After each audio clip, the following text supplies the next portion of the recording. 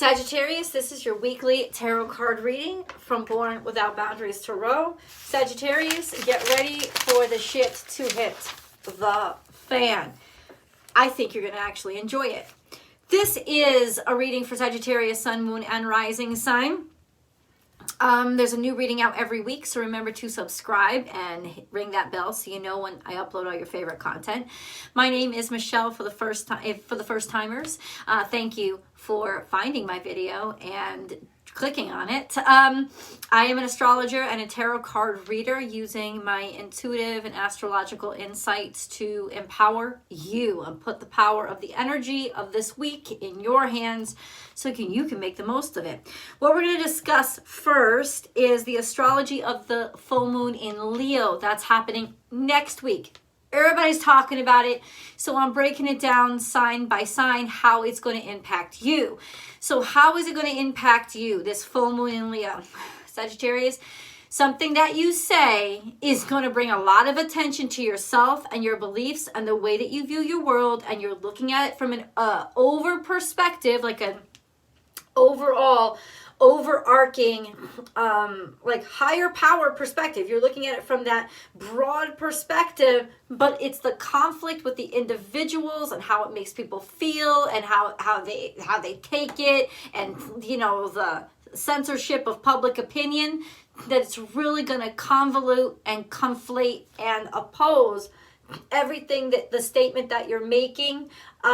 There is also a sense of the little details could be stopping up, because if the full moon is happening in your 9th house, and your 9th house is the house that your sign naturally rules, the sign of philosophy and large thought and long distance travel and foreigners and broad beliefs and different cultures and all of these Jupiterian opportunities and expansion of the heart, the soul, and the mind.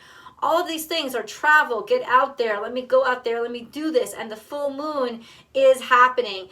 Your ninth house naturally sits in Leo, which means to feel good about yourself, to feel like your life is right and you are the best of who you are. You need to constantly be engaged and involved in travel, in getting to know different people, interacting with different cultures, getting exposure, learning new ideas. This is just kind of who you're meant to be. But ultimately, on the opposite end is that Gemini energy, but it's not Gemini, it's Aquarius, right? Your 3rd house sits in Aquarius. And what is that? The popular opinion. So where can you get in the most trouble? The popular opinion, the crowd mentality, making people, taking people's feelings into consideration. And this is something that Sagittariuses have had the reputation of forever. It pops out of Sagittarius's mouth before they even fucking think about it. A Sagittarius will judge you. A Sagittarius will maybe even hurt your feelings and not even realize they have. Yet you're impossible to not love because you do it from an extremely sincere place. It never actually comes from a place of malice. It always comes from a place of honestly sharing your objective perspective. It's just that that objective perspective doesn't take into consideration how somebody could take things personally. There is something that you are going to say that is going to illuminate who you really are, and people might have issues and problems with it. The fact that Jupiter is in Pisces and Pisces is your 4th house means you could be getting a really wonderful assist or receiving a lot of luck from your family. Maybe your family defending you, your family backing you, your family helping you out, promoting you. A push from that 4th house, that maybe maternal sensitivities, the sensibilities of that a mother has, taking care of something, wanting to be sure that it's taking care of. Jupiter, which is your ruling dignitary, now sits in your 4th house, which means there's a lot of good things and beautiful things actually happening and healing with Neptune there as well in your 4th house, in those familiar relationships or you know, yeah, those in those family relationships, almost like those things smoothing themselves out, taking care of themselves, and offering a lot of happiness and healing for you. So ultimately, what I want you to prepare for during this full moon in Leo, could be some controversy, could be some conflict, but it could also be what brings a shine to you. what makes you stand out. It's like for you guys, there's no bad press. That's kind of what I'm saying. And it almost is that. It's like even if what you say or what you put forth is infamous, there is this sense of it bringing the attention that you wanted and enabling you to do what you wanted ultimately, though there will be some hairiness. And I don't think that I think that you're gonna, in some weird way, fucking enjoy yourself. Mars and Venus is also conjunct on the day of the full moon. They're like right on top of each other at the same degrees in Capricorn. And Capricorn is your second house, which is how do you get things done? How do you build things out in your world? Well, you're very particular and you insist on the best, right? You insist on almost perfection when it comes to how you provide for yourself and the resources that you take into your life. So ultimately, Sagittarius, this could be impacting, because it's Mars Venus. There's a tremendous amount of relationship energy around here. There could be a conflict when it comes to money that you're making or your spouse is making. There could be a little bit of rub there, but I think mostly there's an empowerment and a surge of energy that comes through to actually help push your ideas or ideals or goals, objectives along. You could get a real nice push there. Pluto is sitting there with them, so there's this energy of change, but there's this energy of energy. Pluto intensifies everything, so it could also be it really turns you on that somebody's making more money or somebody's bringing in something more, or it's really going to help your relationships by kind of upping your status when it comes to your career, stuff like that. These are things to really particularly pay attention to on this full moon energy that's coming up. Now, what's happening this week? It's a pretty steady week. It's a pretty positive motion forward, positive week that's occurring right now. It's kind of gentle energy, if I dare say. So let's get into the cards. Let's get into the cards. Unless something happens this week. Hold on. No, it's a pretty gentle energy. It's a pretty gentle energy. Everything changes next week.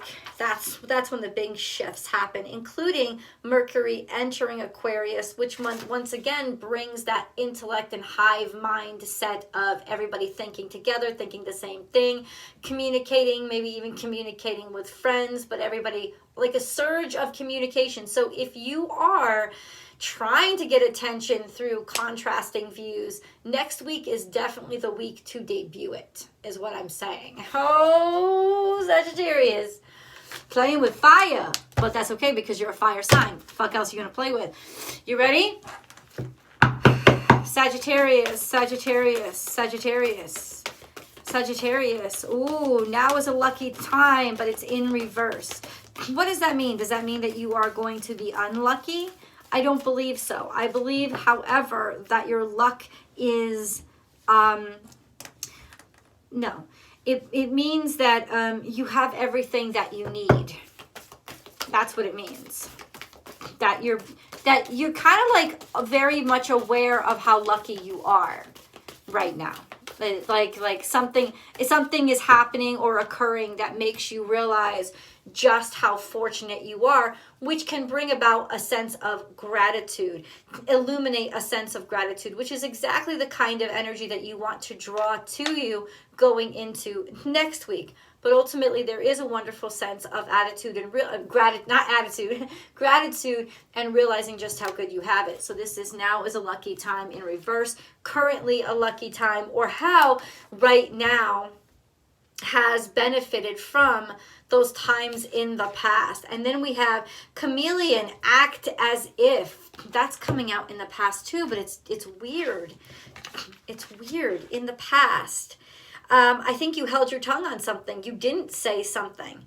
You kind of restricted yourself and you just sort of stayed there and you wanted to watch and you wanted to not bring attention to yourself. This was a choice. You kind of act as if, acted like it didn't matter to you, or acted like, oh, almost like you haven't completely revealed just how lucky you are. You might have won something. You might have gotten a raise. You might have gotten a surge in benefits of some sort. And you've just kind of kept it to yourself, not wanting to draw a lot of attention to yourself because for this, because ultimately you just haven't said something yet. And then we have take time out. You're defending it. You're protecting it. You don't want to draw attention to this because you know how precious it is or how valuable it is. This is also a sense of bear is a healing energy too. 9th house, you're defending your own fortune. You're defending your own fortune. You're defending your own luck. You're defending you don't want to share it. Not only you don't want to share it, but you don't want to make it public. And in which case it could be that you have been more silent or less outward, less social than you normally would have been. Oh, Jesus. The fuck, Sagittarius. But it's also saying to you, listen, not everybody's got to know, right? Even if you've got good news, not everybody's got to know. So don't let everybody know. Defend it and protect it. Protect your resources. You basically don't want to share with everybody. Why? Because you want to keep it for you right now. Maybe you need them right now. Or just a sense of as soon as you tell everybody, everybody's going to kind of want to a piece of it. And you're afraid of that. Excuse me. And then we have, clear out the clutter. This is 4th house energy. Trying to get rid of that old shit from your 4th house or your actual house. So what you could be doing right now is going through what matters to me, what do I want to keep, what do I want to get rid of. There could be some conflict with what you think is valuable and what other people think is valuable. But ultimately, what you've started to do at least is to downsize or sell. You realize this could be the fortune, finding something you didn't realize you had, or selling things on Facebook Marketplace and making $1,000 from it. This sense of once you start cleaning out and downsizing, you start to get value where you didn't realize value was. This is already having the value and it coming to you, okay? Be here now, hummingbird. This is Libra energy. You're in this moment. This is it's saying that this is a beautiful moment for you. A beautiful moment in partnership, a beautiful moment you feel really good about. Also a sense of there's just a lot of beauty. There's a lot of happiness and a lot of abundance, and it's almost like beauty that you want to protect or that you want to hold on to. Maybe, deciding what you don't want to get rid of, right? Be here now could also be clear out the clutter, be here now. Where do you want to fucking be? What is this? There is always enough. This is Piscean energy. Jupiter. I feel like you're finding something lucky. You better look through your shit. You better look through your pocketbook. You better look through your purse. Have you had any lottery tickets that you haven't checked yet? This is all telling me you already hold the fucking golden ticket. There's something that you already have and you've forgotten about. You put it away, or you're just not telling anybody about. But I honestly think that it's not just that. I think that it's more like you've got to start digging through stuff in order to find it and recognize the value of it, right? And ultimately also a sense of being protective of it, of knowing now that this is an opportunity for you and it's giving you a great deal of abundance, right? The abundance I feel is coming materially. I don't think it's just coming in emotions, but the Piscean energy means there's just a plethora of what you could do. And maybe there's you're starting to dream a lot. Literal dreams and also daydreams. It's kind of encouraged you. Ooh, my hair is very flat. It's kind of encouraged you to start realizing that you can go beyond maybe what you thought you'd have the ability to go beyond. You can actually do better than. this is the exciting news of realizing that you can actually do better than you thought you could. I don't understand take time out though. I feel like that's just you not wanting to move forward on something. Like, it's like almost like now you know you have the ability to take time out if you want to. You don't have to be rushed. You don't have to be on somebody else's time schedule. This could also be a sense of vacation.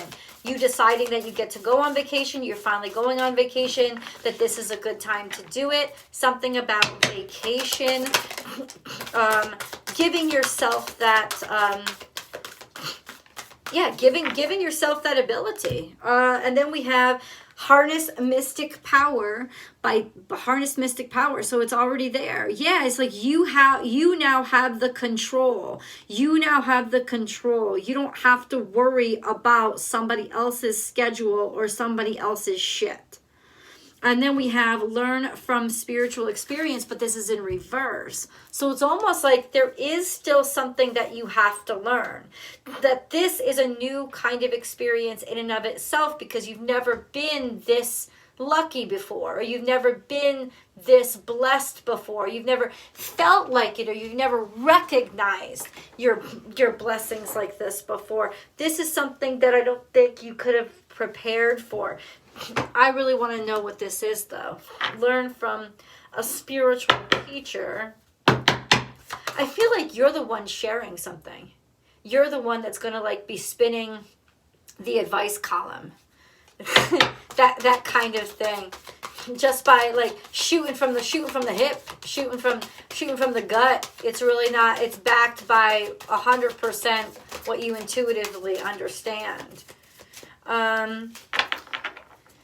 Sagittarius, please. Can you fucking tell me about this? Why this teacher is in reverse? I think you're going against or conflicting with the accepted like spiritual values.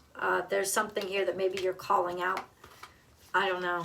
Interesting. Emotional withdrawal. This is the energy, 8 energy, emotional withdrawal. This also speaks to vacation, like needing to just relax for a second and not feel so much pressure, maybe to make things work for other people or make other people happy or feel good. That could be it too. I feel like almost in some ways, maybe emotionally, you need a break from making everybody else happy. And then mental conflict is here. Wow, from what? What is the mental conflict? Maybe deciding whether or not you're even going to speak up about this or say anything about it, or what to do with this, what to do with it, what to choose. Maybe having so many options, it's starting to drive you kind of crazy. So you need some time to process it where you don't have all the other struggles and burdens of your day-to-day on you. So Sagittarius, this is a really good time to take a break. What is this mental conflict? What is this? An emotional withdrawal for? Peace. It's for peace. There you go. It's because you need some sort of tranquility. You could have been getting also a lot of pushback or sass back. Hold on. Peace, tranquility. And then we have a leg up. A leg up and message in a bottle. So you get information that actually gives you, or you're giving somebody information that's actually going to help them out a lot. Something that maybe they didn't know or didn't realize. Unfinished symphony, something that you had started but weren't able to finish. This is a sense of information coming in so that you can finally finish it. I do think it's information because there was that conflict with that Gemini energy, and that's the sign of information and communication. So it's almost like you needed this go-ahead. You needed this word or this message to come through and help you finish something that you've just been sitting on, waiting on, and really getting frustrated on, because there's not much you can do without this other piece of the puzzle. And the answer is here, not for you. What is that? It's almost going to tell you what you don't want. It's going to make you realize that what isn't for you, the decisions that aren't right, and you're kind of like serving up this wisdom of, guess what, something isn't meant for you, something isn't right for you. and then a change in the wind, and that brings about a change in, like, changing your ideas or changing your opinions, or the mentality around you starting to change, because almost like a sense of something that didn't set right with you, right? And you had to, and you didn't understand why. And it's like, that's the mental conflict. You're trying to understand why it didn't set right for you, and you need to wait for the information to come in to explain to yourself why it isn't working, or it wasn't right for you. Once that comes in, there's just that sense of a change in the wind is a redirection, not just in your life, but I feel like in your the world, in your life, the people around you as well. It's going to surprise people. Maybe that's the thing, is like, you're realizing that something you didn't finish, you couldn't finish because ultimately it wasn't really for you. It wasn't meant for you. You were just stuck trying to fix it and finish it and do it because you thought you felt obligated to, but ultimately you're like, no, I'm not going to eat this dish that people are trying to feed me. It's not for my taste. And I've tried to convince myself that it is, but ultimately I'm not going to fucking conform. And then what you're going to do is say something about it. And I think that starts to turn the tide, and it may start turning the tide just by allowing other people to realize they're allowed to believe differently too. It would be you that strikes out, like, and kind of like gets the ball rolling with a different opinion, a different perspective on this, because something just hasn't set right with you. Okay, hold on. We got a lot of cards on the moon. Your dreams need a practical plan. They actually need a financial plan. This sense of taking dreams from dreams to reality. How are you going to do this financially? Nothing is yet set in stone, so you haven't been able to really make any solid impact or move forward, but also a sense of, you haven't been able to, I guess, really make set a foundation or find like sign the contract or make anything official. A new romantic cycle begins. This could be a little bit of a distraction here for you, but it is what it is. New moon in Libra. Also, it could represent trying to balance things out equally. Trying to balance out finances, a sense of finding out that something you thought you had in the bag, you didn't have in the bag. The end of a tough cycle approaches, but there it is, Capricorn energy, that sense of something really popping through. Maybe you're through somebody that you love or that you're in a relationship with. You couldn't, in other words, you were waiting for that to come through before you could set something into stone. And now that's a sense of that's about to come through. Just let this energy play out. Don't let pride get in your way. Full moon in Leo. And that's our central point, right? That's kind of what it is. This sense of the full moon in Leo. Don't let pride get in your fucking way. Wow. Don't let your past hold you back. South Node, this is Scorpio energy. And then nothing will come of this situation void, of course. I really want to know what the fuck those last 3 cards mean. I am going to go to tarot. I hope that you're going to follow me, and I will see you there.